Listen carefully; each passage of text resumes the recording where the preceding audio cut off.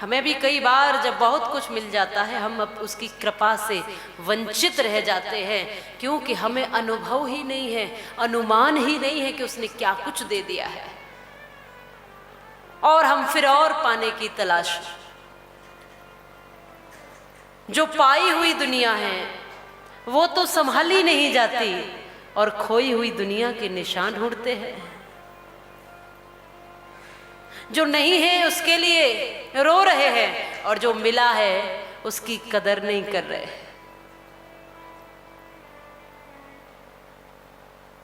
उसकी कदर नहीं है। जो मिला है, जो रिश्ते, जो प्रेम, जो आशीर्वाद, जो कुछ भी मिला इस धरती पर आकर, उसकी कदर नहीं है। लेकिन जो नहीं मिला है उसके लिए रो रहे हैं, ये नहीं दिया तूने, ये ऐसा नहीं दिया, ऐसा नहीं दिया, ऐसा नहीं किया। और प्रत्येक व्यक्ति यहां हर एक को बदलने की तैयारी में। हर एक व्यक्ति दूसरे व्यक्ति को बदलना चाहता है, ये ऐसा नहीं है, ऐसा हो जाए। हर एक व्यक्ति अपने जैसा बना लेना चाहता है, ये मेरे जैसा है, मैं ऐसा नहीं हूं, फिर ये ऐसा क्यों नहीं बनता।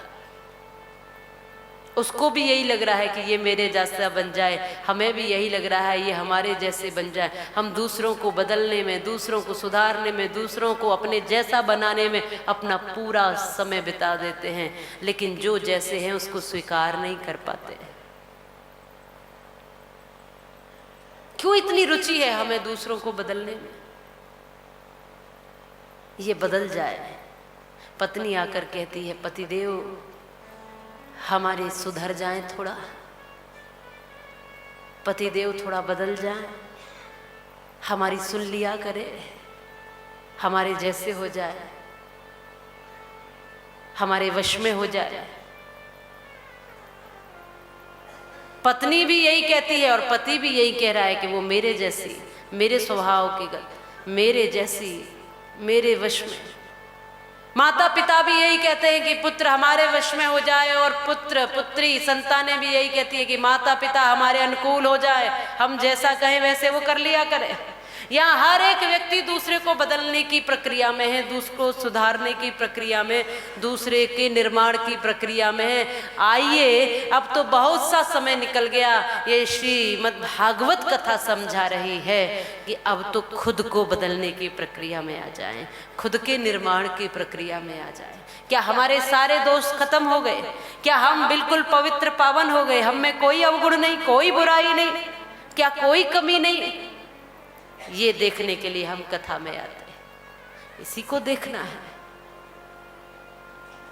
और जो जैसा है उसको स्वीकार कर ला। और बदलने की प्रक्रिया प्रेम से ही हो सकती है, प्रहार से तो हो नहीं सकती। पहले किसी को अपनाओ तो सही, स्वीकार तो करो।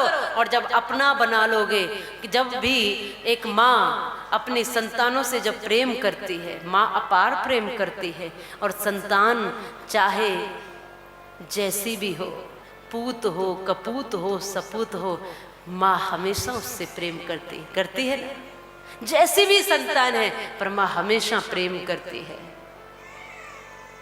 उसकी गलतियों को भी भुला देती है, उसके कटु शब्दों को भी भुला देती है। ये तो मेरा अपना है, क्योंकि यही सत्य है कि जिससे हम प्रेम करते हैं उसके अवगुण हमें दिखते नहीं है, हम उसको अपना लेते हैं, उसको स्वीकार कर लेते हैं। तो प्रेम की परिभाषा, प्रेम का स्वीकार करना हमें आ जाए।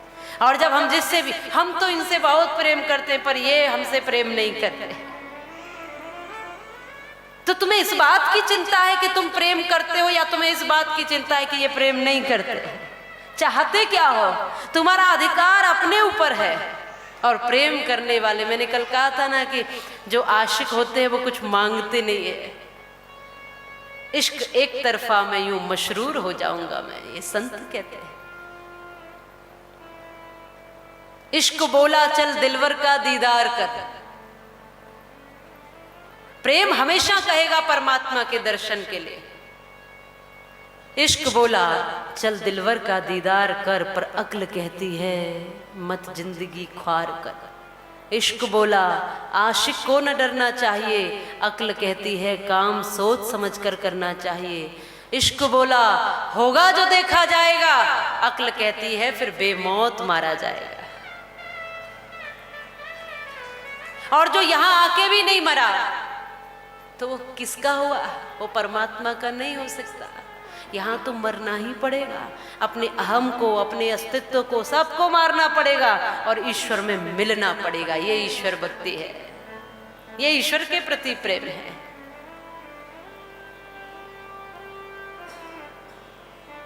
पर हम समझे क्या? जितना कुछ भी हमने पाया वो कम ही रह गया।